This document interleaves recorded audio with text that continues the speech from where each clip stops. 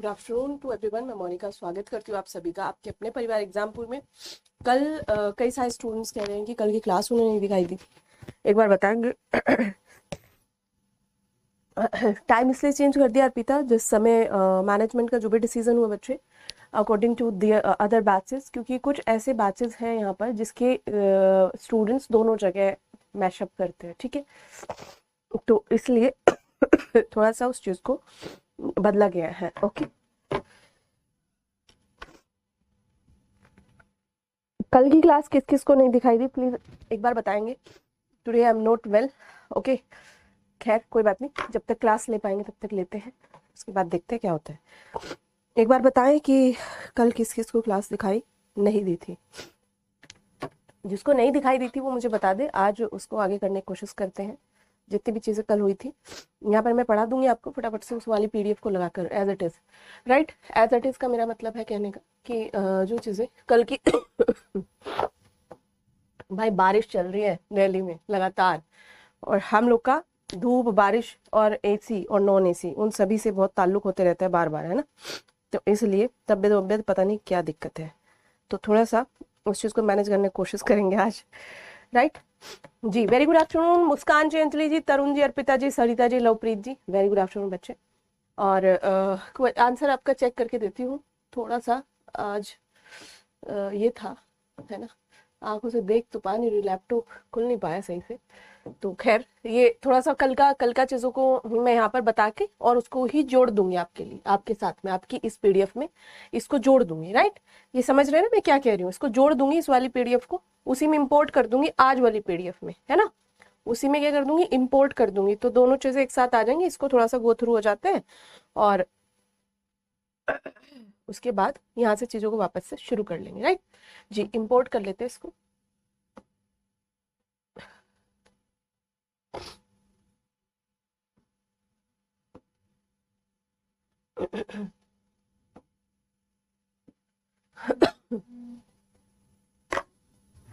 Yesterday class बीच में ही रुक गई थी, कुछ दिक्कत था उसमें, कुछ दिक्कत था, है ना, इस करके रुक गई थी वो क्लास बीच में ही, है ना।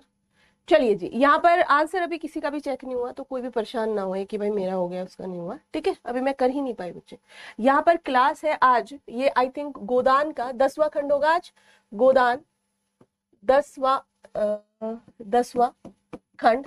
राइट, और आज डेट रहेगी आपकी 12 जुलाई, 12 जुलाई 2022। राइट, यहाँ पर हम आज की इस क्लास में इसको पढ़ेंगे कि मैंने कल आपको बताया था कि गोदान में किस किस तरीके की समस्याएं, किस किस तरीके की समस्याएं उत्पन्न हुई हैं। तो गोदान में आपने देखा सामाजिक, आर्थिक, राजनीतिक कई प्रकार की समस्याओं को गोदान में देखा जा सकता है। सबसे पहले हमने कल चर्चा करी थी सामाजिक यानी सोशल इश्यूज की, सोशल प्रॉब्लम्स की। मैंने कहा था कि गोदान में आपको कई तरीके की समस्याएं दर्शाई गई हैं। यहाँ पर देख सकते हैं सामाजिक समस्याओं के रूप में होरी के सामने कई प्रकार की सामाजिक समस्याएं आई, जिसमें आप कह सकते हैं जो बेमेल विवाह, उसकी पुत्री रूपा का विवाह होता है राम सेवक के साथ में, है ना। और क्यों होता है वो, दहेज की एक इशू था उसके सामने, दहेज की एक समस्या आ रही थी। दूसरी समस्या होरी ने झेली जो संयुक्त परिवार के रूप में विखंडन की प्रक्रिया को देखा उसने। होरी के ही सामने एक और समस्या जन्म लेती है जो आर्थिक रूप से बहुत बड़ी है, और होरी और धनिया पूरी जिंदगी उसी समस्या से जूझते रहते हैं, और वो कभी भी उससे उभरने का उन्होंने प्रयास तो बहुत ज्यादा किया, परंतु वो कभी भी उससे उभर नहीं पाते हैं, ठीक है। तो होरी के समक्ष एक और समस्या है, वो चाहता है कि भाई मैं पूरी जिंदगी अपनी जितना भी जीवन जीऊं, मैं उसी जाति, उसी मर्जात, उसी आत्मसम्मान के साथ में जीता रहूं, है ना। कभी भी मैं अपनी बिरादरी से बाहर ना करूं, तभी तो पंचायत का डांड और ये सारी चीजें वो भरते रहता है बेचारा, है ना। तो इस तरीके की जो इश्यूज थे, जो समस्याएं थी होरी के सामने, बारी बारी से रिपीटेशन की फॉर्म में वो आते गए, और होरी ने भी बहुत प्रयास किया कि उनसे निजात पाए, उनसे निपटे, परंतु वो कभी निपट नहीं पाया, ठीक है। अभी देखिए, अभी भी रुक जा रहा है क्या क्लास? एक मिनट, एक सेकेंड। नहीं भैया,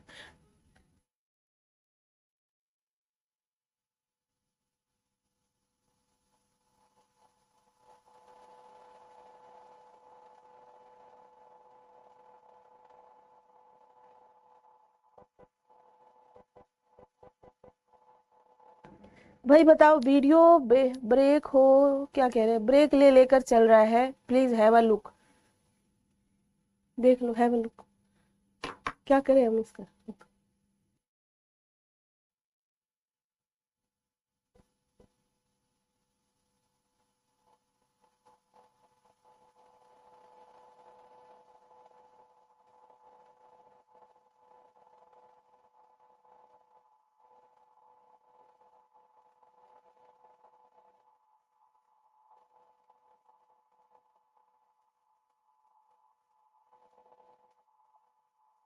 देखो भाई, ठीक आ रही है चीजें, अब देखो एक बार, ठीक आ रही है क्या चीजें, हो सकता है कोई दिक्कत आ रही हो किसी तरीके से नेटवर्क वगैरह की, एक बार देख लो भाई, अब देखना तो सही, अब सही हो गई, मेरा ठीक चला भाई, जिसके में दिक्कत है उसके अपने पर्सनल नेट में हो सकता है कोई इशू हो, ठीक है हर्षित, एक बार क्या करें, रीस्टार्ट कर लो एक बार उसको, ठीक, यहाँ से कोई दिक्कत नहीं है, बाकी बच्चों की ठीक चल रही है। देखो, सामाजिक समस्या यानी कि मर्जाद मर्जाद और बिरादरी की यानी कि इज्जत, धर्म, इनकी समस्या होरी के सामने समस्त जिंदगी में बनी रही।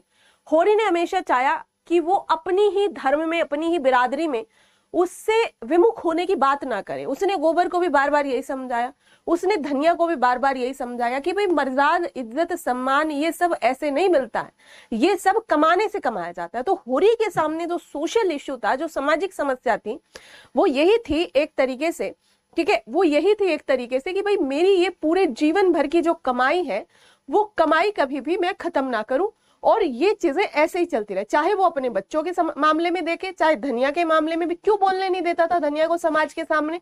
समाज के सामने उसने अपनी जो उसकी वो थी पत्नी धनिया, उसको थप्पड़ तक मारा कि तुम इतनी क्यों बोल रही हो, मेरा जो भाई है वो मेरा भाई ही रहेगा, भले उसने होरी की गाय को जहर दे दिया था, परंतु वो वही रहेगा। उसका मानना ये था कि अपने जो सगे हैं, अपने जो संबंधी हैं, वो हमेशा अपने परिवार का एक अभिन्न अंग है, और उस अंग को ऐसे काटा या तोड़ा नहीं जा सकता। और जो मर्जाद, जो इज्जत खेती करने में है, वो किसी और काम में नहीं है। क्योंकि कई बार जब गोबर ने इस चीज को कहा, आपने इसको पढ़ा होगा उपन्यास को, कि हमसे अच्छा तो वो लोग कमा खाते हैं जो 100 रुपए माह का उद्योगों में या कहीं इंडस्ट्री में या छोटे मोटे काम में कमाते हैं, और हम दिन रात खेती में यहाँ पर काम करते हैं, परंतु फिर भी 2 वक्त का खाना नहीं खा पाते। तो जो होरी था, होरी हमेशा से खेती, किसानी, सम्मान और इसी मर्जाद का हितैषी था, जबकि उसके पुत्र, उसकी पुत्री, उसके जो पुत्री तो खैर कुछ बोलती ही नहीं थी बेचारी। ये सब चीजें यहाँ पर आप देख सकते हैं होरी के सामने। इसे अगर मैं लिखूं 100 शब्दों में तो आप इस पॉइंट को लिख सकते हैं कि होरी के सामने किस तरीके की मर्जाद, एक तो वो अपने जो उसके भाई हैं, उन्हीं को वो अपना मान रहा है। वो कह रहा है परिवार एक बहुत ही अटूट सा संबंध होता है, परिवार, सगे संबंधी, ये बिल्कुल इनके साथ में ही हमें रहना चाहिए। या फिर हम कहें कि जो संयुक्त परिवार होरी देख रहा है, वो संयुक्त परिवारों के रूप में भी होरी नहीं उससे छूटना चाहता। कृषि कार्य करके ही, क्योंकि वो किसान है, वो कौन है, वो असामी है उनका, है ना, राय साहब का, तो ये इसी में उसको अच्छा लगता है ना, कृषि कार्य करना ही होरी को सबसे अच्छा कार्य लगता है। अपने ही धर्म में, अपनी ही बिरादरी, अपनी ही जाति आदि की जो चीजें होरी के सामने है, वो सब एक सामाजिक, यहाँ पर सामाजिक एक इंडिकेशन दे रही है, ठीक है। दूसरी बात हम चर्चा कर रहे थे यहाँ पर कि दहेज की समस्या। होरी के पास पैसे देने के लिए, अपनी पुत्री का जब शादी करता है, तो सोना का जब शादी किया तब भी पैसा नहीं था, रूपा का शादी किया तब भी पैसा नहीं था, परंतु सोना का जो हस्बैंड था मथुरा, वो उसके रूप और गुणों से बहुत अच्छी तरीके से परिचित था, जिसमें उसने अपने पिताजी को के खिलाफ खड़ा हो गया वो, और उसने कहा कि हम दहेज नहीं लेंगे शादी में। परंतु यहाँ पर कहीं ना कहीं होरी को दहेज का सामना तब भी देखना पड़ा, तब भी अपनी बेटी को एक तरीके से उस समय कॉम्प्रोमाइज नहीं, हालांकि कुछ पैसा वैसा जुगाड़ हो गया था, और पहली जो लड़की या लड़का कोई भी होता है, उसकी शादी में थोड़ा बहुत जो जमा पूंजी वगैरह या कोई कहीं से उधारी वगैरह, ये सब चीजें हो जाती हैं, राइट। तो यहाँ पर आप देख सकते हैं कि होरी के पास दूसरी लड़की की शादी के वक्त पैसे नहीं है। तो एक अधेड़ उम्र का व्यक्ति है जो इसमें, और जो वो है रूपा, उसकी और उसकी उम्र में, राम सेवक की उम्र में काफी अंतर है। हालांकि राम सेवक का ऐसा कोई गलत वर्णन होरी ने अपने गोदान में, प्रेमचंद ने अपने गोदान में नहीं दिया। राम सेवक को एक अच्छा व्यक्ति बताया है, और दूसरी बात राम सेवक का भी जो रवैया है जमींदारों के प्रति या राजनीतिक जो चिंतन है उसका काफी बढ़िया बेहतर दिखाया। और कहीं ना कहीं जो रूपा है उसने भी अपनी परिस्थितियों से समझौता किया हुआ है, और वो भी ये मानती है कि यार क्या करूंगी अपने घर में भी रहकर, यहाँ पर ठीक है कोई बात नहीं, पर वो बड़ा ख्याल रखता है उसका पति उसका, और वो अच्छी जिंदगी जी रही है, ठीक है। तो राम सेवक एक अधेड़ उम्र का व्यक्ति है जिसके साथ में होरी के पास पैसा ना होने की कमी के चलते यहाँ पर एक सामाजिक समस्या के रूप में जो दहेज है उसका उसने सामना करा, और दोनों ही लड़कियों के मसले में करा। तो पिता से भिड़ जाता है कौन, मथुरा। और हालांकि प्रेमचंद ने रूपा को परेशान या दुखी नहीं दिखाया, ये मैंने कल आपको बताया था। इसलिए नहीं दिखाया है यहाँ पर इसने इसको दुखी या परेशान, क्योंकि वो है ही नहीं, उसमें परेशान है ही नहीं वो, राइट। ये चीजें समझ में आई। तीसरी चीज यहाँ पर हमने बताई थी कि भाई वैधव्य की समस्या किसके सामने आती है। अगर आपको पूछ लिया जाए कि गोदान में वैधव्य की समस्या किसके समक्ष आती है, तो झुनिया करके एक लड़की है जो कि भोला की लड़की है, और भोला वही व्यक्ति है जिससे कि होरी गाय लेता है, और भोला से जब ये गाय लेने जाते हैं तो गोबर झुनिया के रूप पर रीझ जाता है। और बाद में पता चलता है, हालांकि आसपास के गांव के ही है, कि भाई झुनिया के पति की सांप्रदायिक दंगों में, मुंबई में रहता था, सांप्रदायिक दंगों में मृत्यु हो जाती है, जिसके कारण अब झुनिया अपने वहां से मतलब विधवा स्थिति से, कोई बच्चा नहीं कुछ नहीं, कहाँ ससुराल में रहेगी, तो अब बाप के साथ ही, पिताजी के साथ ही, भोला के साथ ही रहती है, अपनी भाई और भाभीियों के साथ, और घर में दूध बेचने का कार्य करती है। तो झुनिया एक वैधव्य की समस्या को झेल रही है, जिसके द्वार पर, जिसकी इज्जत के द्वार पर उसका अब तक स्वामी बैठा हुआ था, तो वो किसी को अंदर झांकने नहीं देता था। तो ये उस व्यवस्था को दर्शाया है जिसमें स्त्री की जो सुरक्षा का अधिकार दिया जाता है वो पुरुष को दिया जाता है, और पुरुष उसके पहले पिता, फिर भाई और फिर पति को ये सब अधिकार दिए गए हैं, राइट। तो यहाँ पर आप देख सकते हैं कि अब विधवा होने के बाद में जीवन में कई प्रकार की विषम परिस्थितियां उत्पन्न होती हैं। वो आर्थिक रूप से हो सकती हैं, वो सामाजिक रूप से हो सकती है, वो मानसिक रूप से हो सकती है। आदमी किसी से अपनी बातें शेयर करे तो किससे करे, साथी से अपने, तो साथी उसका पति हो सकता है, ठीक है। तो यहाँ पर उसका पति सांप्रदायिक दंगों में मारा गया। वैधव्य की समस्या झुनिया के सामने है, जिसमें वो अपने पिता के साथ रह रही है। गोबर उसके द्वार पर जाता है और उसका दरवाजा खटखटाता है, ठीक है। नेक्स्ट बात आ जाती है यहाँ पर अगली, और क्या सामाजिक समस्या है यहाँ पर। एक समस्या है जाति की समस्या, और जाति की समस्या सिलिया और उसके पूरे के पूरे परिवार के सामने है। सिलिया दलित है जाति के रूप में, और एक मातादीन नामक एक ब्राह्मण परिवार है, मातादीन नामक एक ब्राह्मण है जो उससे केवल उसकी शारीरिक आकर्षितताओं को देख करके उससे प्रेम करता है, या ये कह सकते हैं कि अपनी शारीरिक इच्छाओं को पूरा करने के लिए मातादीन उसके साथ है। हालांकि मातादीन एक बहुत ही रिजिड परिवार से है, जिसके पिता दातादीन एक गांव के पंडित हैं, और इस तरीके के सारे काम जो पांडित्य की विद्या में होने चाहिए वो उनके द्वारा कराए जाते हैं। अब सिलिया ने एक बार खेत पर काम करते हुए, वो मातादीन के घर में पूरा काम करती है और खेत में भी काम करती है, घर में भी, हालांकि वो उसके हाथ का बनाया हुआ खाना नहीं खाते बिकॉज ऑफ द जाति व्यवस्था, और जो पूरा का पूरा एक चक्र है जिसमें ब्राह्मण सबसे ऊपर, उसके नीचे क्षत्रिय, फिर वैश्य और फिर शूद्र। तो शूद्र सबसे नीचे एकदम पायदान पे हमारी वर्ण व्यवस्था के अकॉर्डिंग आ जाते हैं। तो प्रेमचंद ने वर्ण व्यवस्था को भी वहां पर दिखाया है, इसीलिए इसको महाकाव्यात्मक उपन्यास भी कहा जाता है, क्योंकि इसमें दलित, इसमें जो है आपके ट्राइबल, इसमें विधवा, इसमें आपकी वैश्यवृत्ति, सारी ही समस्याओं को इसमें उजागर किया गया है। तो जब सिलिया मातादीन के साथ रहती है, परंतु वैवाहिक जिंदगी उसके साथ सामाजिक तरीके से नहीं अपना पाती है।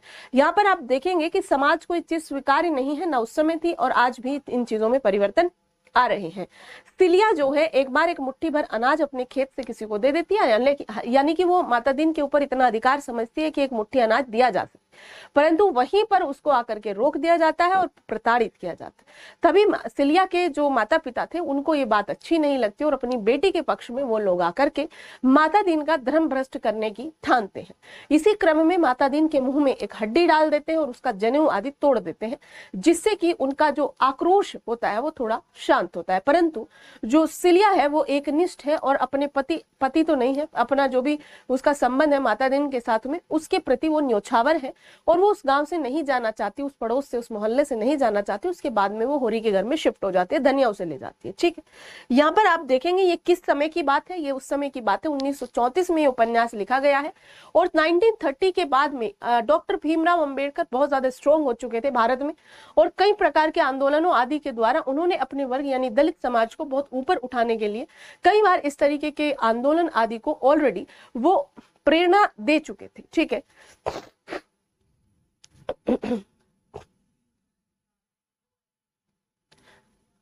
हाँ अभी बात पे आऊंगी मुस्कान आपकी। ठीक है, अब ये सब चीजें मायने नहीं रखती हैं वैसे कि लड़की 20 साल की और लड़का 32 साल का, अब ये सब चीजें आम हो गई। ठीक, अगली जो समस्या है उसको देखेंगे यहाँ पर अगली समस्या है सांप्रदायिकता की। सांप्रदायिकता कल किसी ने पूछा था, डेफिनेशन क्या होती है? यू कैन डिफाइन दैट कि व्हेन एनी अदर रिलीजन और community is believing in his or herself whatever कि we are very supreme and other is very lower kind of, right? कि हम बहुत सुप्रीम है, वो कुछ भी हो सकता है according to the community, according to the religion, whatever। ठीक है, हमारा धर्म, हमारी समुदाय सबसे ऊपर है और तुम सबसे नीचे हो। और इस आधार पर जब कोई किसी से डिफरेंशिएट करता है, जब किसी को डिफरेंस क्रिएट होते हैं बीच में, तो वहां पर कुछ तो चीजें हैं जो हमारी ऐसी गतिविधियां हैं, पर कुछ ऐसी हिंसात्मक गतिविधियों में जब ये चीजें कन्वर्ट हो जाती हैं तो उसी से सांप्रदायिक दंगों का भी जन्म होता है, जो आप शुरू से देखेंगे अगर कम्युनल राइट्स को, तो पहले ये कराया अंग्रेजों ने, है ना। अंग्रेज क्या चाहते थे? अंग्रेज चाहते थे कि अंग्रेजियत जो है सबसे महान है।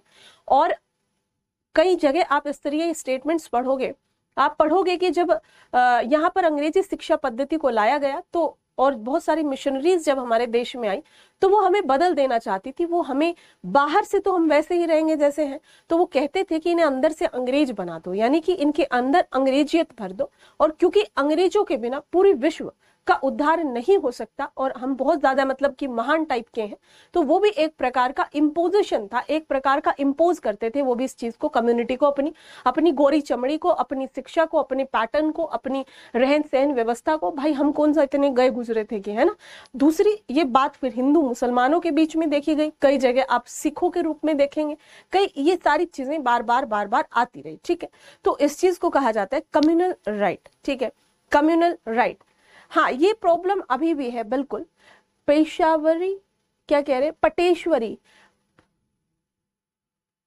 अच्छा, नेहा पूछ रही पटेश्वरी कौन है, बताओ कौन है पटेश्वरी? भाई है लाला टाइप के लोग हैं एकदम, है ना। तो यहाँ पर सांप्रदायिकता कहाँ पर होती है? जुनिया के पति के साथ में। जुनिया के पति को मुंबई में मार दिया जाता है। ठीक, आगे बेमेल विवाह। बेमेल विवाह का मतलब उम्र में, प्रेमचंद के लिए बेमेल विवाह का मतलब उम्र में अंतर होना है। बाकी अगर हम दूसरों की बात करें तो बेमेल विवाह हमारे यहाँ पर स्टेटस में भी बेमेल हो सकता है, जैसे आप बाद में मनोवैज्ञानिक उपन्यासों में पढ़ेंगे। तो स्टेटस यानी कि किसी के दर्जे का बेमेल होना। यहाँ पर आप देखेंगे कोई गोरा है, कोई काला है, उसका बेमेल होना। यहाँ पर आप देखेंगे किसी की ज्यादा एजुकेशन है, कोई ज्यादा डिग्री धारक है, कोई कम डिग्री धारक है, उसका बेमेल होना। कोई शहरी परिवेश से हो सकता है, कोई ग्रामीण परिवेश से हो सकता है, उसका बेमेल होना। कई स्तरों पर बेमेल होता है ना, मानसिक स्तर पर बेमेल होना। परंतु अगर हम इनके अकॉर्डिंग देखें तो यहाँ पर बेमेल का अर्थ केवल उम्र से ही लगाया जाता है। भाई दिख रही है आपको क्लास वगैरह? कोई दिक्कत तो नहीं है? कोई दिक्कत तो नहीं है आपको? हाँ जी, सबको क्लास दिख रही है? कोई दिक्कत बताएं। हाँ, नोट्स अवकेश जी जल्दी मिल जाएंगे, जल्दी मिल जाएंगे जी।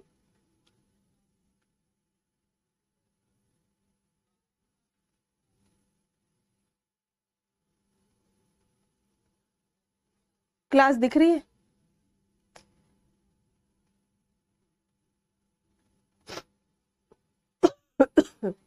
अशोक राजपूत जी, क्लास दिख रही है बच्चे?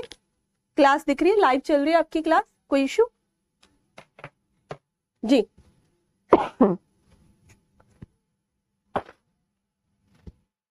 ये बेमेल होना, बेमेल विवाह यहाँ किस किस का है? एक नोहरी का है बेमेल, किससे? भोला से। और एक बेमेल है राम सेवक का रूपा से। हालांकि रूपा राम सेवक में कुछ ज्यादा अंतर दिखाई नहीं दिया, कोई निराशा, कोई दुख नहीं हुआ। आगे है इसका एक इशू है सामाजिक इशू, जिसमें सामाजिक समस्याओं के रूप में देख सकते हैं कि जो संयुक्त परिवार है उनका विखंडन। हालांकि इसको इसलिए दर्शाया गया है कि ये इस समय का, आप ना बिल्कुल चुप बैठ जाते हो कभी कभी, है ना, तो मुझे लगता है क्लास बंद हो गई है ना। ऐप पर ये एक बड़ा फायदा होता है, स्टूडेंट सीरियस होते हैं काफी। समझ आ रही है ना आप सभी को सारी चीजें?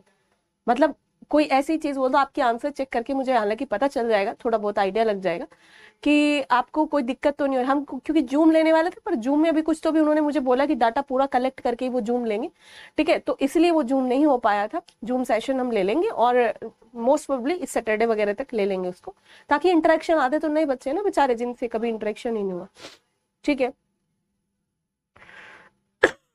बिल्कुल लाला है इसमें पटेश्वरी, ठीक है। तो यहाँ पर हम उन चीजों को जूम के माध्यम से ले लेंगे। समझ तो आता है ना आप लोगों को क्या समझा है, क्योंकि आपने उपन्यास पढ़ा हुआ है, आई थिंक आप में से काफी सारे स्टूडेंट्स ने पढ़ा हुआ होगा उपन्यास। यहाँ पर देखेंगे इसमें संयुक्त परिवारों का विखंडन शुरू कब हो गया, जब औद्योगिकरण की प्रक्रिया आई। और ये कब हो गया आपके हमारे देश में, ये आप देखेंगे 20वीं शताब्दी के शुरुआत में, यानी कि पूर्वार्ध में ही ये चीजें होनी शुरू हो जाती है, दिखाई देनी शुरू हो जाती है। और इस तरीके से क्यों हुई है, क्योंकि माइग्रेशन बढ़ा, शहरीकरण हुआ, और आप देखेंगे कि जो अन्य देशों की क्रांतियां थी उनसे हमारा देश काफी बड़ी मात्रा में प्रभावित हुआ। तो इन तमाम चीजों के इससे हमारे देश में भी यहाँ पर संयुक्त परिवारों का विखंडन हुआ, जिसमें होरी भी शिकार बना। होरी के भाई शोभा और हीरा उससे अलग हो गए, इसे अलग्योजा कहा जाता है, यानी कि अलग होने को अलग्योजा। एक और कहानी है, बताइए कहाँ पर है अलग्योजा कहानी, किसकी अलग्योजा कहानी? आपने जिसने कहानियां पढ़ी हुई है वो बताएंगे। दूसरी बात, यहाँ पर उसका बेटा जो है गोबर, वो भी जुनिया को लेकर के अलग चला गया था शहर में, और वो भी अब इनसे कोई वास्ता ज्यादा नहीं रखता था, तो वो भी अलग्योजा की ही बात यहाँ पर करी जा रही है, ठीक है। तो गोबर का भी अलग होना, संयुक्त परिवारों का परिचायक यहाँ पर होरी है, और एकल परिवारों का परिचायक यहाँ पर गोबर को देखा जा सकता है, जो कि एक मतलब क्रांतिकारी टाइप का पुरुष चेतना लेकर के और आधुनिक पुरुष की चेतना को लेकर के गोबर यहाँ पर आता है, ठीक है। तो यहाँ पर ये चीज देख लिया आपने। आगे देख लेंगे पत्रकार का भ्रष्ट हो जाना। पत्रकार कौन थे यहाँ पर, पत्रकार कौन है यहाँ पर बताएं? लिखा ही हुआ है हालांकि, तो जान ही लोगे, पर आपको भी सारे कैरेक्टर्स, एटलीस्ट इसमें 80+ कैरेक्टर्स हैं, उन कैरेक्टर्स का आपको यहाँ पर पता होना चाहिए कि नाम क्या है। नाम पता होगा तो आप उसे रिलेट कर पाएंगे अच्छे से, और रिलेट जैसे ही करेंगे तो फिर चीजें ज्यादा सहूलियत में आ जाएंगी। तो ओमकार नाथ जी हैं यहाँ पर पत्रकार। पत्रकार भ्रष्ट है, और जिस देश का पत्रकार भ्रष्ट होगा, जिस देश की पत्रकारिता भ्रष्ट होगी, उस देश का शासन व्यवस्था में बहुत ही ज्यादा करप्शन की जो है यहाँ पर वो चीजें बढ़ जाएंगी, क्योंकि जब चीजें बहुत ज्यादा क्लियर नहीं है, पार्शियल हो जा रही है ना, तो पार्शियलिटी बढ़ जाती है, तो पारदर्शी न रहने से शासन व्यवस्था पर भी प्रश्न चिन्ह लगता है, जो कि यहाँ पर लगाया गया है, ठीक है। नेक्स्ट बात आ जाती है आपकी वेश्यावृत्ति की। हालांकि इसे डायरेक्टली नहीं बताया गया है, बट जब आप मेहता का प्रसंग देखेंगे, यहाँ पर मैं कल इसी को पढ़ा रही थी, पता नहीं कब क्लास बंद हो गई। यहाँ पर जब आप देखेंगे मेहता को, और ठीक है, यहाँ पर जब आप देखेंगे मेहता को और मिर्जा खुर्शीद को, दोनों आपस में बातें कर रहे हैं। मेहता और मिर्जा खुर्शीद दोनों आपस में बातें कर रहे हैं। वहां पर बातें करते हुए कह रहे हैं कि वेश्यावृत्ति, जो कि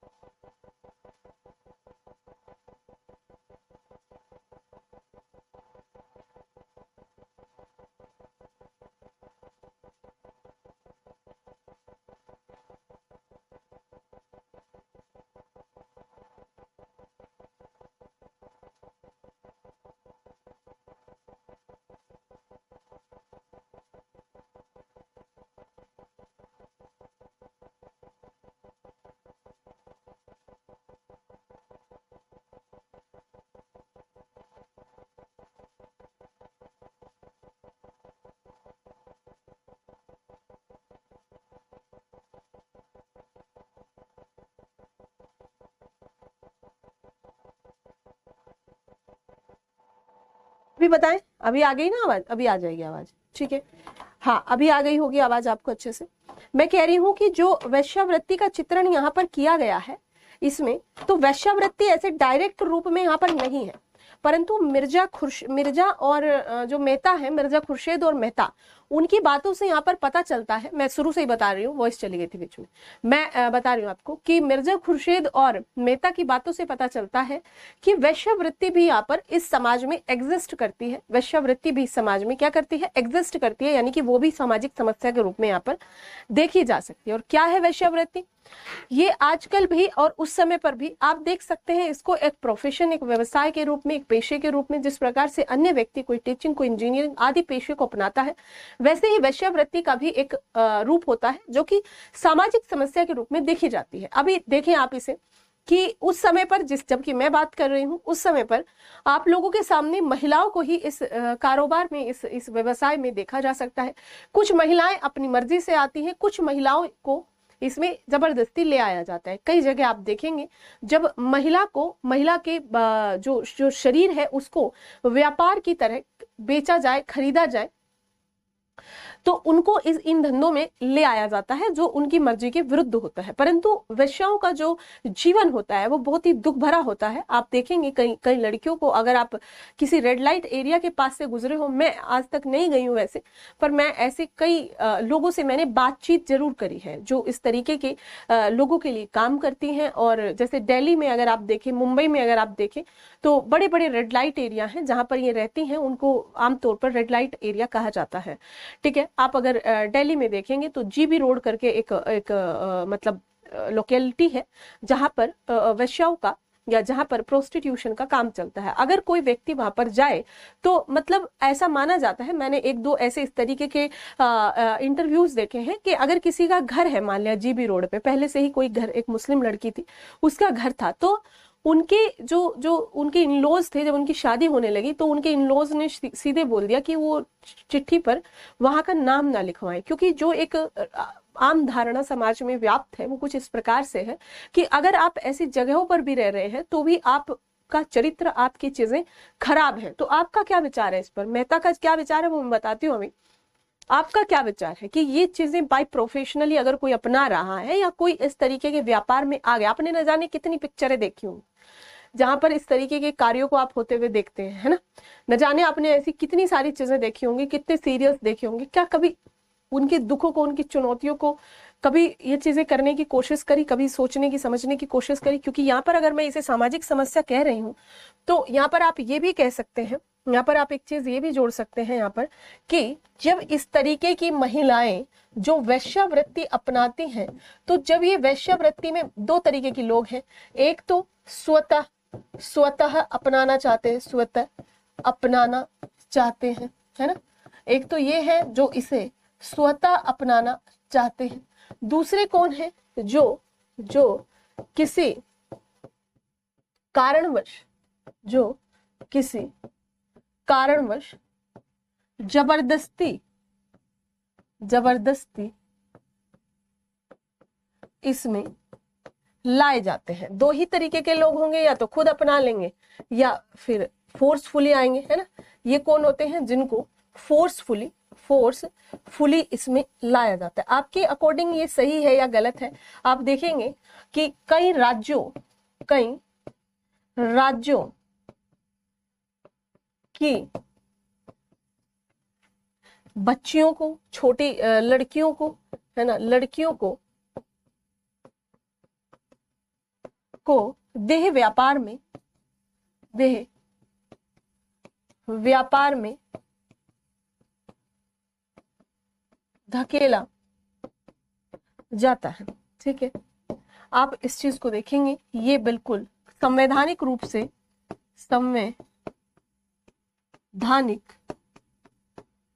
से व्यक्तियों का व्यापार वर्जित है, परंतु हमारे समाज में यह है बड़ी चुनौती बना हुआ है, बड़ी चुनौती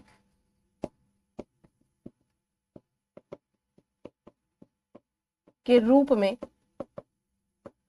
देखा जाता है। ठीक है, ये एक बड़ी चुनौती के रूप में हमारे समाज में, जी देखो कई बच्चों को याद आई कह रहे गंगूबाई, जी कह रहे वैसे ठीक है पर जबरदस्ती लाना गलत है। बिल्कुल सही अंजलि भाई, वैसे किसी को अपनाना है अपनाए, उसका मन। मैं आपको अभी रियल इंसिडेंट बताऊंगी, रियल इंसिडेंट मैंने अपनी आंखों से देखा, अभी बताती हूँ मैं आप लोगों को। देह व्यापार उस समय भी था, आज भी है। Constitutionally it is not valid. अगर हम देखें तो व्यापार किसका होता है? इसका हो सकता है मार्कर का, इसका हो सकता है। दैहिक व्यापार पर प्रतिबंध। दैहिक व्यापार, व्यापार का मतलब हुआ सीमा पार। आप देखेंगे नेपाल से ला रहे सीमा पार अवैध व्यापार या राज्य या अंतरराज्य, सब गलत है। या तो इंटर स्टेट लाना ले जाना, झारखंड से दिल्ली ले आए, है ना व्यक्तियों का ये सब व्यापार मतलब वो है, गलत है। ये सब व्यापार यहाँ पर गलत है। हमारे देश में वस्तुओं का व्यापार होता है, सेवाओं का व्यापार होता है, व्यक्तियों का नहीं। अब इसमें कहता है मिर्जा खुर्शीद, मतलब अकल देख लो, कह रहे हैं कि मेहता कह रहे हैं, मिर्जा खुर्शीद कह रहे हैं उस समय के समाज में 1934-35 के समाज में कह रहे हैं कि वेश्याएं जो होती हैं, सारी वेश्याएं जो है, कोई भी वेश्या मजबूरी में इस ऑक्यूपेशन को अपनाती है। मजबूरी क्या मजबूरी? आर्थिक मजबूरी। आर्थिक ही तो मजबूरी होगी ना। क्या मजबूरी होगी? किसी का पति नहीं है, मान लिया किसी लड़की का रेप हो गया, उसने बच्चा पैदा कर लिया उसने, है ना, उस औरत को घर से निकाल दिया। क्योंकि जब किसी का रेप हो जाता है तो वो एक रेप तो हुआ शारीरिक रूप से, दूसरा रेप समाज करता है उसका हर दिन। उसका परिवार भी उसे अपनाता नहीं है। उसका परिवार भी कहता है जाओ तुम यहाँ से, काला मुंह करके आई हो, तुमने हमारा नाम डुबा दिया, कलंक लग गया पूरे परिवार पे। अब छोटी बहन का शादी किधर होगा, बड़े भाई का शादी नहीं हो पाएगा। दिव्या क्यों निकली थी? यशपाल की दिव्या क्यों घर से निकल गई? जुनिया क्यों घर से चली आई गोबर के साथ? क्योंकि वहां रहना मुश्किल है अब, है ना, चाहे 1934 का हो, चाहे बौद्ध काल का हो, चाहे आज का हो। भारत में इन समस्याओं को यहाँ पर ऐसे ही देखा जा रहा है, कभी कभी हो, आज का हो, कल का हो, पहला हो। बौद्ध काल की बात मैंने बताई, 34 की बात बताई, आधुनिक युग की बात बताई। आज भी आप देखिए किसी लड़की का रेप हो जाता है तो उसे सोसाइटी एक्सेप्ट नहीं करती है ना। तो प्रेमचंद चाहे उस समय सेवा सदन की बात कर रहे थे, चाहे आज हम नारी निकेतन की बात करें, ठीक है। तो यहाँ पर होता क्या है कि समाज में उस चीज को रिहेबिलिटेट कराने की व्यवस्था नहीं है। मान लिया कहीं से रेस्क्यू भी करा लिया, मैं ऐसे कई अधिकारियों को जानती हूँ, मेरे कई सारे फ्रेंड्स आईपीएस हैं, तो वो बताते हैं कि हम महिलाओं को कई बार रेस्क्यू कराते हैं जहां पर वो छोटी बच्ची उठाई थी स्कूल से, मान लिया 10 साल की बच्ची स्कूल से उठाई थी, 2 साल बाद बच्ची पूरी तरीके से यौवनावस्था में, 12 साल में कौन बच्ची यौवनावस्था में आ जाती है, ठीक है, तो बच्ची को इंजेक्शन दिए जाते हैं। कई सारे ऐसे केसेस मैंने देखे, ऐसी चीजें मैंने पढ़ी कि बच्चियों को इंजेक्शन दिए जाते हैं। इससे लौकी में इंजेक्शन लगा के इतनी सी लौकी को इतना बड़ा कर दिया जाता है। सोचो मुझे कितना अनह्यूमैनिक होता होगा ये सब चीजें उन लोगों के द्वारा देखना। मैं तो सिर्फ आपको बता रही हूँ, मैंने तो नहीं देखा इन रियल, मुझे तो अपने एक्सपीरियंस कुछ नहीं बताए। तो लड़कियां बड़ी हो जाती हैं, जल्दी लड़कियां बड़ी हो जाती हैं और उनको इतना ज्यादा वो मानसिक रूप से वहां पर प्यार दे देते हैं और उनको रखते हैं कि रखो। अब 10 साल की बच्ची क्या समझती है? 8 साल की बच्ची को स्कूल से गायब कर लिया, क्या समझेगी वो? आएगी यार, 2-4 थप्पड़ उप्पड़ मार के सेट कर लिया जाएगा, खिला पिला के कर लिया, जैसा जिसका जैसा है उसको वैसे सेट कर लिया जाता है। उसके बाद उसको इंजेक्शन दिए जाते हैं दिन रात। और 1-2 साल इंजेक्शन देने के बाद अगर मान लिया किसी को मतलब कोई लड़की ना चाहती हो तो मर जाएगी बस, और क्या होगा? नहीं खाए पिएगी मर जाएगी, इतना ही होगा, उससे ज्यादा क्या होगा? नहीं तो फिर सेट हो जाएगी। तो यहाँ पर मैंने कहा ना, जैसे या तो मर जाएगी या सेट हो जाएगी, तो वैसा ही ये कह रहे हैं कि मजबूरी में बनती है। ठीक है। अब ये बिल्कुल ही एब्सोल्यूट स्टेटमेंट है, कह रहा है कि सब मजबूरी में बनती है। उस समय के लिए हो सकता है ऐसा हो, आज के समाज में इस स्टेटमेंट का कोई रिलेवेंस नहीं है, मतलब रिलेवेंस है बट बहुत ज्यादा रिलेवेंस नहीं है, भाई अपनी मर्जी से बनती है।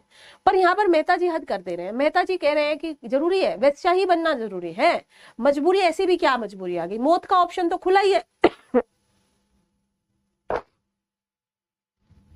जी ML पटेल जी, मैं आपकी इस विचार का मतलब समर्थन करती हूँ और सम्मान करती हूँ, परंतु प्रैक्टिकल ये चीजें संभव हो नहीं पाती हैं। दरअसल सरकार मुख्य धारा में इन्हें ले आए, इनको पढ़ाए लिखाए, ये सब चीजें हो नहीं पा रही हैं। आप देखेंगे बड़े लेवल पर नहीं हो पा रही है।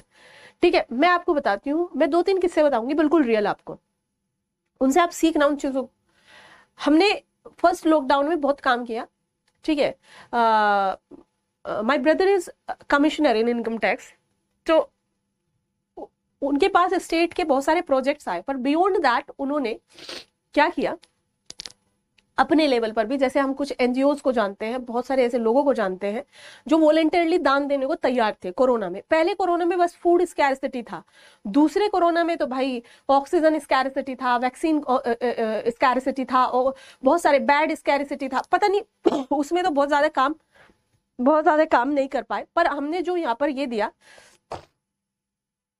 जन्मे जी मैं उसको चेक करूंगी बच्चे, हमने जो काम करा पहले वाले लॉकडाउन में, तो हमारा इसमें जो मुलाकातें हुई कई कई तरीके के लेवल पर हुई। तो एक भिवंडी एरिया है मुंबई में, अगर आप कभी देखो तो देखना, भिवंडी का एरिया है मुंबई में, रेड लाइट एरियाज है। वहां पर एक मैम है, मैंने एक बार अपने यूट्यूब चैनल पर उनका इंटरव्यू भी लिया हुआ है, स्वाति, डॉक्टर स्वाति।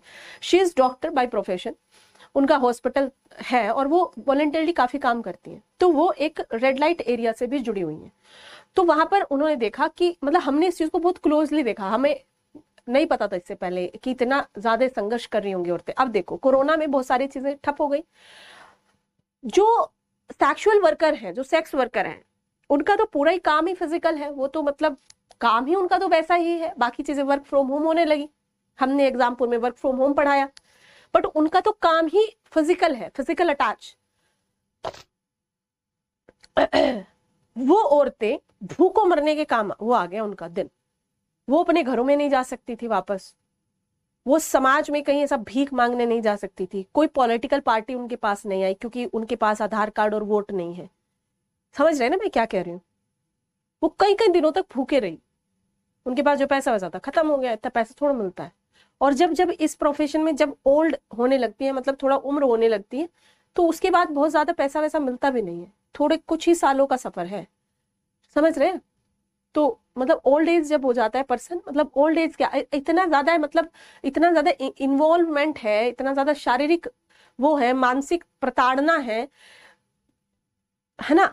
तो होता क्या है कि आदमी ना अंदर से जीर्ण सा हो जाता है, और इतना ज्यादा एबनॉर्मल चीजें हो जाती है ना, साथ में टैबलेट खा रहे हैं, इंजेक्शन लगवा रहे हैं, और मतलब वो सारी चीजें भी अंदर ही हैं। तो ऐसा, तो इतने लोगों से हमने बात करी उस समय, तो तब जाकर के उनको मेडिकल असिस्टेंस दिया और खाना दिया।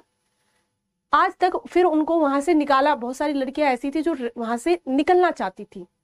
तो आज वो जो ये होता है, मतलब रिसाइकलिंग का काम जो होता है, एक बिनीश देसाई, आप कभी ढूंढो अगर, इसमें रिसाइकल मैन ऑफ इंडिया के नाम से जाने जाते हैं, हमारे परिचित हैं, गुजरात के हैं बिनीश देसाई। उनके थ्रू हमने एक प्रोजेक्ट दिलवाया वहां पर, और आज वो उस रिसाइकलिंग फर्म में काम करती हैं। बहुत सारी लड़कियां निकली वहां से, पढ़ी, वो आधी लड़कियां पढ़ी। तो ये एक प्राइवेट लेडी ने किया, तो गवर्नमेंट भी इस तरह की इनिशिएटिव कर सकती है। तो आप इस चीजों को मतलब समझना। अभी मैं 1 महीने पहले की बात है, रात में 8:30 बजे, आप बताना ये ठीक लगेगा आपको, क्या लगेगा? रात में 8:30 बजे थे, ई रिक्शा से I cross the road, there were some lady, one lady, और उस लेडी ने पूरा हल्ला सा किया और उसको रिक्शा को रुकवाया और उसमें बैठ गई। नोएडा की बात है ये। वो बैठ गई उसमें और बोली भैया तेज चलाओ, भैया तेज चलाओ, मतलब इतनी तेज चलाओ भैया, उसकी लिमिट है। हमें लगा क्या हो गया, उससे पहले हेडफोन लगाए बैठे थे, हमने देखा क्या हो गया। अब मतलब ये प्रैक्टिकल बात है, मैं कुछ नहीं कर पाई वहां पे। हो सकता है आप में से कोई कहे हमें ऐसा करना चाहिए था, 100 नंबर पे कॉल करना चाहिए था। बट उस समय ऑन द स्पॉट कुछ सूझता ही नहीं है चीजें, और खुद के बारे में आदमी सोचने लगता है, इतना सेल्फिश हो जाता है। मैं खुद सेल्फिश हुई, 8:30-9 बज रहा है रात का, मैं खुद अकेली हूँ, और वो फिर आगे जाकर 2-3 बाइक्स और 2-3 जो है वो आ गए वहां पर, है ना, लोग, लड़के, मतलब ये मतलब फिजिकली देवर लाइक कि बाप रे, और ऐसे ब्लड निकल रहा है, एक दो के ऐसे ब्लड निकल रहा है, और वो आके उसको वहां पे गाली गलौज करने लगे रिक्शा वाले को। अब रिक्शा वाले ने ऑलरेडी मुझे बिठाया हुआ है, तो he was responsible for me also. मुझे समझ ही नहीं आया कि व्हाट इज हैपनिंग हियर, वो उसको गाली दे रही है, वो उसको गाली दे रहा है। तो बाद में आई नो दैट, मतलब बाद में हमने, मतलब वो भागा रिक्शा वाला जैसे तैसे, और वो लड़की भी को भी लेके, फिर एक क्राउडेड एरिया था होटल का जहाँ पे उसने उस लड़की को छोड़ा, मतलब उसी ने कहा कि भैया मुझे यहीं पे छोड़ दो। बाद में मैंने राहत की सांस ली। ये लगभग 2 से 2.5 मिनट का इंसिडेंट है। मुझे नहीं पता कि मैं क्या करूं इसमें, मतलब मुझे समझ ही नहीं आएगी मैं क्या करूं इसमें। आदमी ये सोचता है मैं पुलिस को कॉल कर दूं। अब बाद में क्या था मसला कि शी वॉज अ प्रोस्टिट्यूट, ठीक है, वो लड़की एक प्रोस्टिट्यूट थी, और वो अपनी सर्विस देती है, उसने बाय चॉइस किया, बाय फोर्स किया, आई डोंट नो, बट उसकी मर्जी है ना वो किसके साथ जाना चाहती है, नहीं मन है उसका तो जबरदस्ती ले जाओगे। तो ये सिनेरियो आज भी 2022 के भारत में भी हो रहा है। तो ये जो राइट टू चॉइस है कि वो किसके साथ जाना चाहती है, ये नहीं है किसी को। और मुझे लगा कि मैं पुलिस को फोन करूं, पर पुलिस आकर के जो उस लड़की का हाल करने वाली थी वो मुझे नहीं पता था, या मतलब क्या हो जाता उससे, मुझे समझ नहीं आया कि हमारी जो संरचनाएं बनी हुई हैं सोसाइटी की, वो ये है कि वो लड़की गलत है क्योंकि उसने इस तरीके का काम क्यों अपनाया हुआ। यही मेहता की सोच थी और यही आज के समाज की सोच है। समझ रहे हैं मैं क्या कहना चाहती हूँ?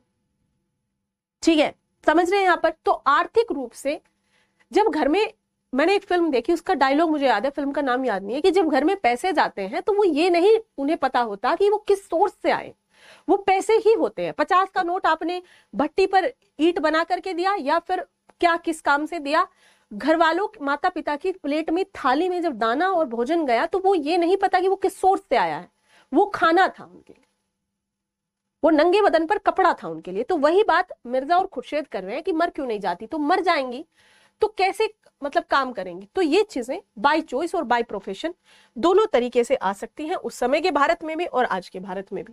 सेवा सदन में सुमन के माध्यम से यही चीज प्रेमचंद ने दिखाई है कि सुमन के सामने 2 ऑप्शन है, पति से प्रताड़ित है, पति के द्वारा मार खाती है, और अब 2 ऑप्शन है, या तो वैश्या बन जाए या तो मर जाए। ठीक है, ये चीजें हो गई आपकी। ये सारे सामाजिक कारण हैं, ये सारे सामाजिक कारणों का प्रेमचंद ने यहाँ पर हवाला दिया।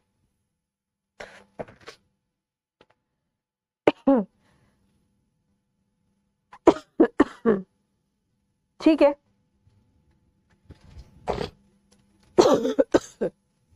जी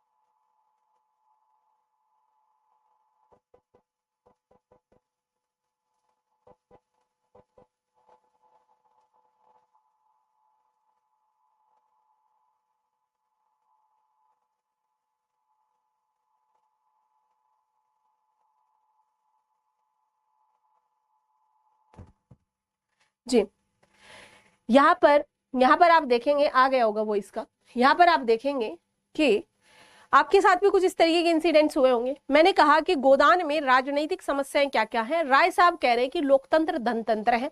आपने देखा कि होरी जी हैं, होरी गए हैं राय साहब के पास। होरी जब राय साहब के पास जाते हैं तो वहां पर जाकर के वो देखते हैं कि राय साहब बड़ी धर्मदान की बातें कर रहे हैं कि हे भगवान, मैं तो ये चाहता हूं कि ये सरकार हमारे से ये सब छीन ले, जिसके आधार पर हम ये सब चीजें जो जो यहाँ पर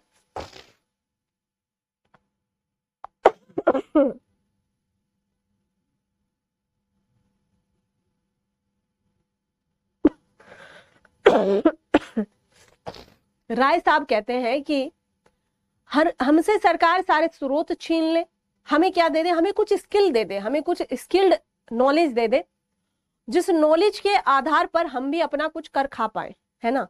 होरी को लगता है कितने अच्छे हैं राय साहब, कैसी ऐसी अच्छी अच्छी बातें कर रहे हैं, है ना। परंतु वही राय साहब एक बड़े जमींदार हैं और इनके जो खर्चे हैं वो इन असामियों की जमीनों से लगान और इन सब के चक्कर में वो होते हैं।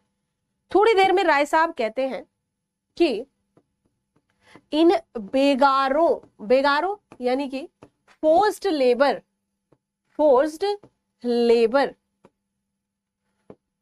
लेबर को क्यों चिल्ला रहे हैं, कह रहे काम करने से मना कर दिया है। उसका कारिंदा कहता है काम करने से मना कर दिया है। क्यों कर दिया है मना? खाना मांग रहे हैं। ये सारी चीजों को रिलेट करिए, क्या कर रहे हैं? खाना मांग रहे हैं। तो राय साहब क्या कह रहे हैं, जब आज तक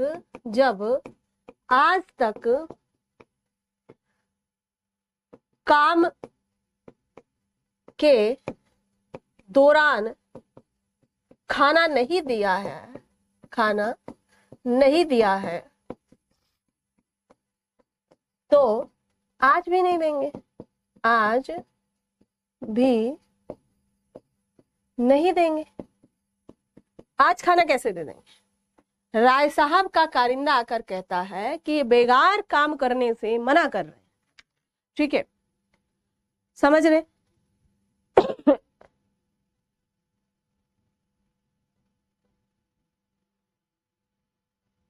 ठीक है,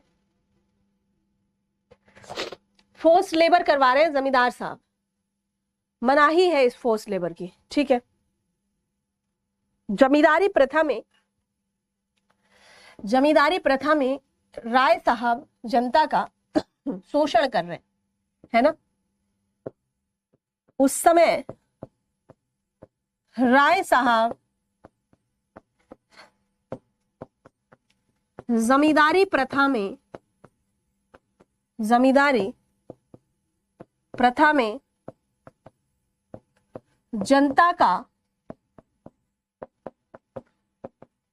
शोषण करते हुए कई मायनों में दिखाई देते हैं। ठीक है, कई मायनों में दिखाई देते हैं, जैसे कि बेगार काम करने से मना कर रहे हैं तो खाना मांग रहे हैं। खाना ही तो मांग रहे हैं भाई, खाना नहीं दो। राय साहब कह रहे हैं कि आज तक खाना नहीं दिया, आप कैसे दे देंगे? होरी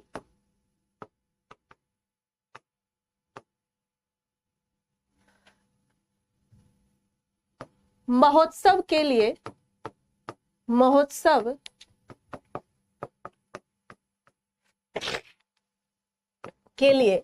रुपए का इंतजाम, होरी के लिए जो महोत्सव में रुपए का टारगेट दिया है कि तेरे गांव से इतने आने चाहिए, वो एक तरीके का शोषण ही तो है। होरी को यहाँ पर इस उपन्यास में, इस महोत्सव में ही छल करते हुए दिखाया गया है। छल करते हुए होरी को एक अच्छा कैरेक्टर दिखाया, पर इस महोत्सव के चक्कर में छल। कहां पर? आपको याद आ रहा होगा,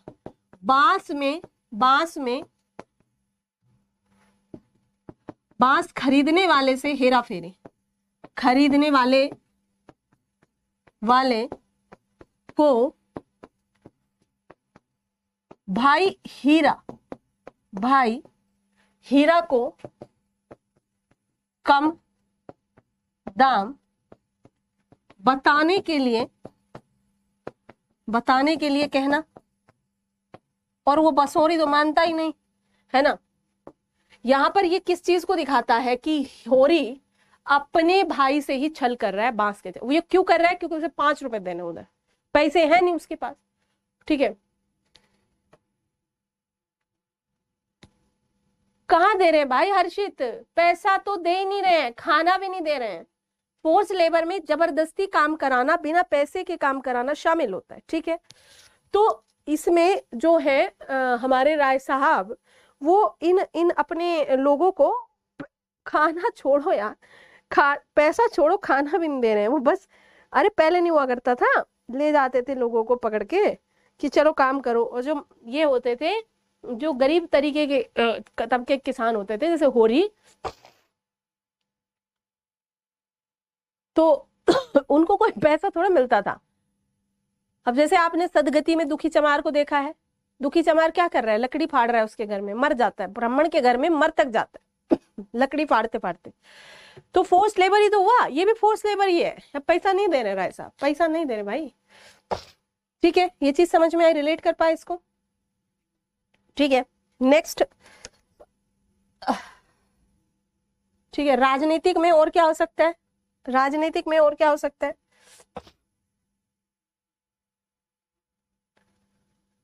ठीक है। एक और देखेंगे आप कि गाय के मरने पर, गाय के मरने पर जब होरी के घर में पुलिस आती है, जब होरी के घर में पुलिस आती है, जब होरी के घर में पुलिस आती है, तो माने घर में पुलिस का आना, आज भी पुलिस की एक अच्छी इमेज नहीं है हमारे समाज में, आपको याद हो तो यानी कि अब कुछ पैसा दे के हिसाब कर लो, पैसा दे के सेटिंग कर लो। यही एक जो सामान्य मानसिकता है, सामान्य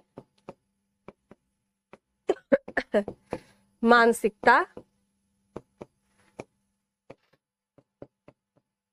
पुलिस आई है तो कुछ लेकर ही जाएगी, पुलिस आई है तो कुछ लेकर के ही जाएगी, ठीक है। यहां पर हो गया चीजें। 2 बजे कौन सी क्लास है भाई तुम लोग की,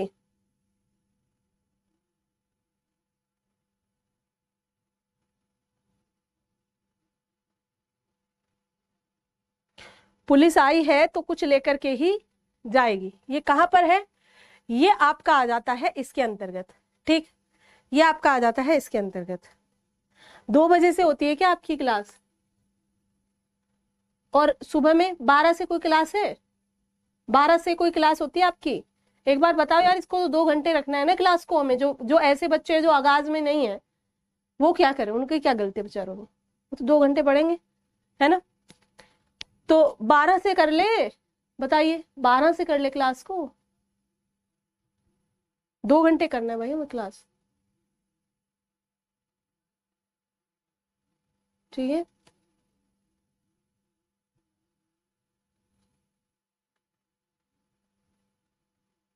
ठीक है अनुज बताना। तो जो सामान्य मानसिकता है वो यही है कि पुलिस आई है तो कुछ लेकर के जाएगी। और पुलिस कौन है, पुलिस भाई न्याय व्यवस्था या फिर law and order, law and order को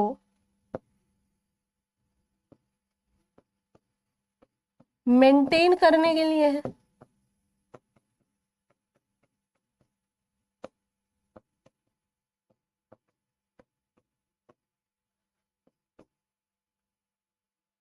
तो ये क्या है, एक प्रकार का प्रश्न चिन्ह है।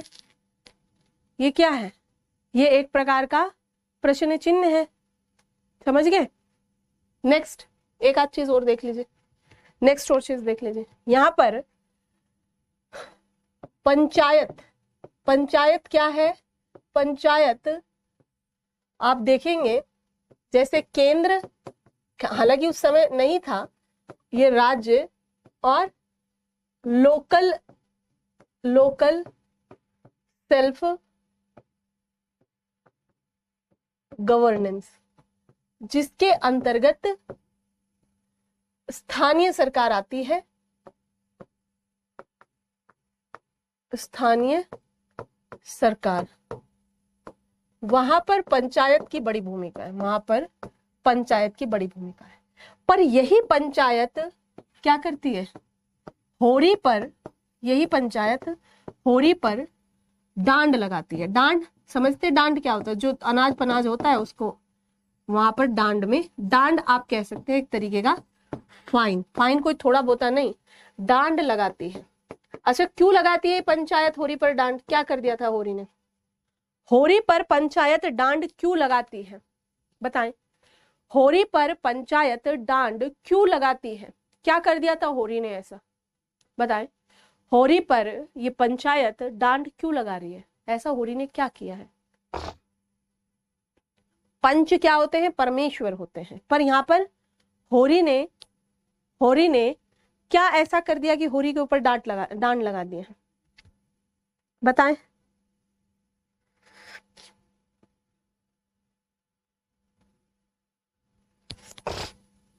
बताएं।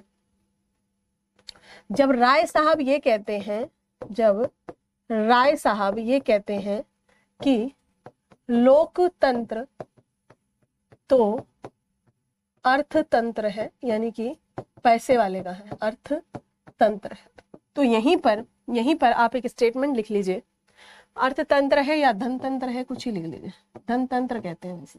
यहीं पर मेहता क्या कहते हैं, मेहता का विचार सुनिए, मेहता का आप ये स्टेटमेंट आप इसमें लिख सकते हैं, ठीक है। ये कहते हैं कि मेरी तो, सॉरी मेहता नहीं, मिर्जा खुर्शीद ही कहते हैं, मिर्जा खुर्शीद, मिर्जा खुर्शीद, मिर्जा खुर्शीद यहाँ पर लोकतंत्र में अपनी आस्था नहीं दिखाते, कहते हैं डेमोक्रेसी उस समय चल रहा था ना, ये इस शासन व्यवस्था को अपनाना चाहिए, मेरा तो इस लोकतंत्र में भरोसा ही नहीं है, इस लोकतंत्र में विश्वास ही नहीं है, विश्वास ही नहीं है। जिसके पास पैसा है, जिसके पास पैसा है वही लूट लूट कर शासक बन जाता है, ठीक है। आप इसको यूज कर सकते हैं कोटेशन को, वही लूट लूट कर शासक बन जाता है। मेरा तो गोबर जुनिया का विवाह, बिल्कुल बिल्कुल बिल्कुल, जुनिया को और गोबर का जब विवाह होता है, भाई गोबर विवाह तो क्या ही है, जुनिया को अपने गर्भवती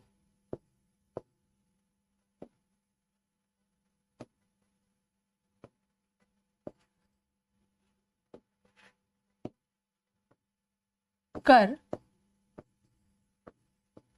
अपने घर छोड़कर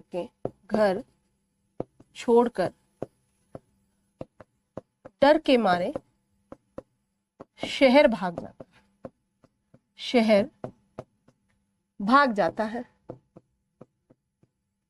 भाई गांव मोहल्ले की बात थी, तो भोला पंचायत लेकर होरी के घर पहुंचता है। पंचायत यह फैसला देती है, पंचायत होरी के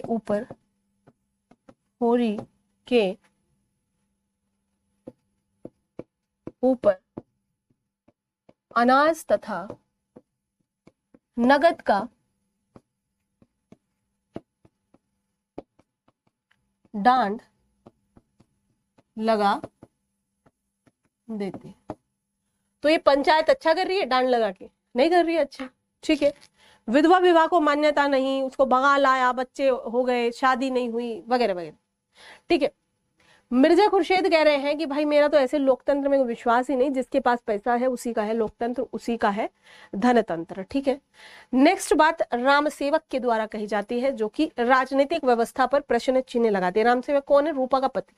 ठीक है, रामसेवक कहता है कि राजनीतिक व्यवस्था पर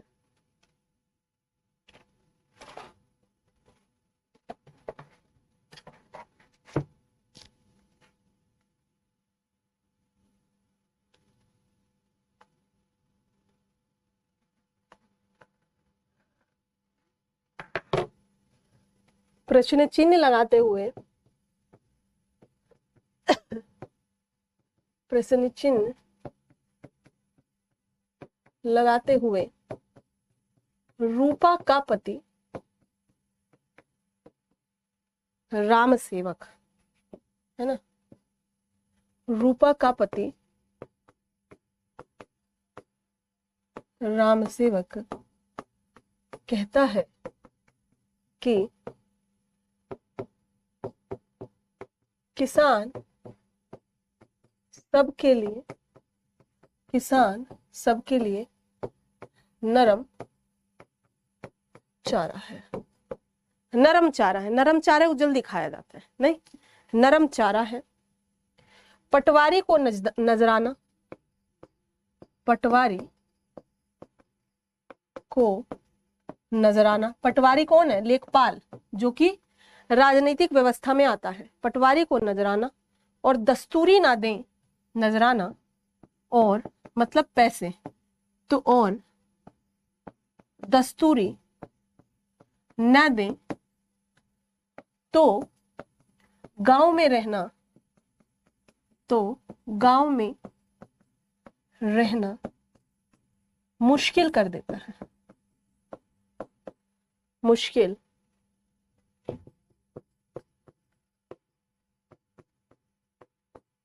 कर देता है। जमींदार के कारिंदों, मतलब राय साहब के, जमींदार के कारिंदों को पेट भर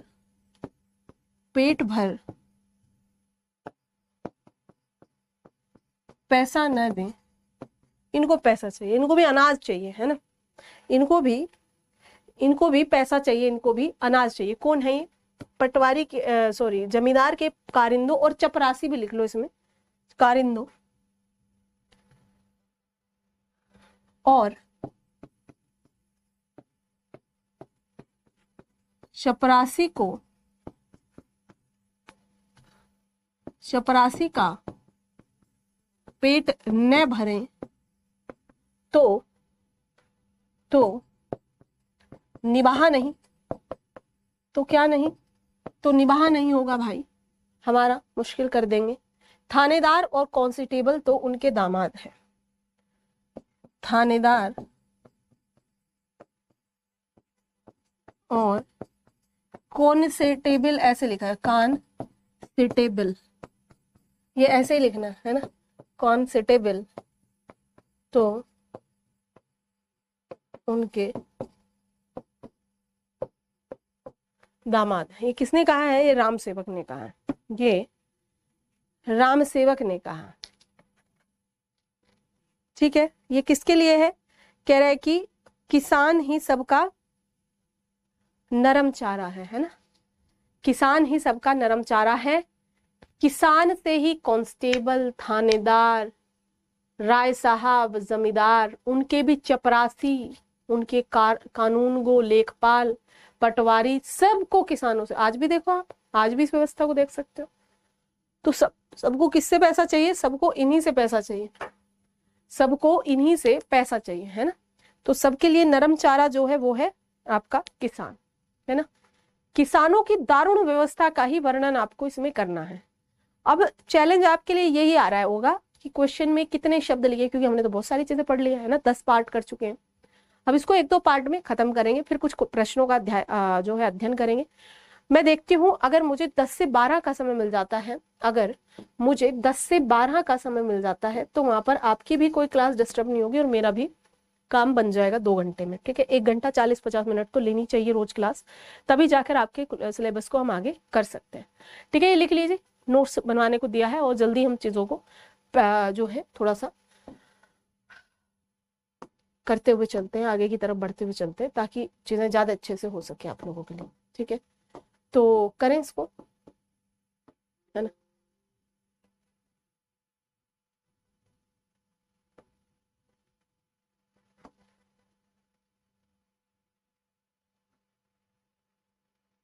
ओके ओके, चलिए अनुज जी, ठीक है बच्चे आप, है ना, ठीक है, करिए आप अपना ये चीजें, और करते हैं कल। मैं देखती हूँ 12 बजे, 12 बजे एक बार प्लीज चेक कर लेना, 12 बजे का बन जाएगा, है ना, एक बार चेक कर लेना। मैं अभी बात कर लूंगी और अभी बनवा दूंगी इवेंट। ठीक है, कल का 12 बजे का अभी बनवा दूंगी, इफ पॉसिबल फॉर मी। ठीक है, चलिए तो bye bye, take care to all. कोई दिक्कत हो तो बताना, कोई परेशानी हो तो आप लोग सभी बता सकते हैं मुझे। ठीक, चलिए। 12 बजे कौन सा क्लास रहता है नेहा जी, कौन सी क्लास होती है 12 बजे, एक बार बताओ मुझे थोड़ा सा, या तो मैं फिर सर की आगे आगे कराती हूँ, ऐसा कर लेती हूँ, सर की 3 से करा देती हूँ, कुछ ऐसा करती हूँ,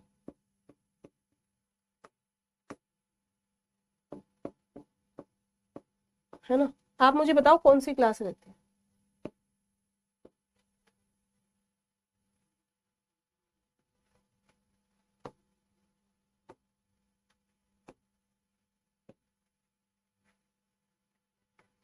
कौन सी नेहा, कौन सी क्लास बच्चे, कौन सी क्लास रहती है।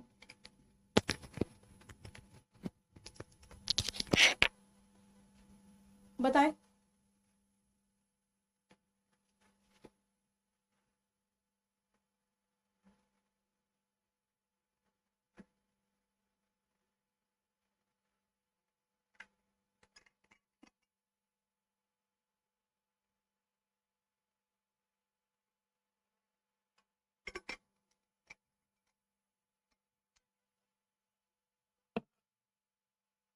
होमवर्क करूँ ना आज नहीं, ठीक है, वो सवाल ही पहले चेक कर लूंगा।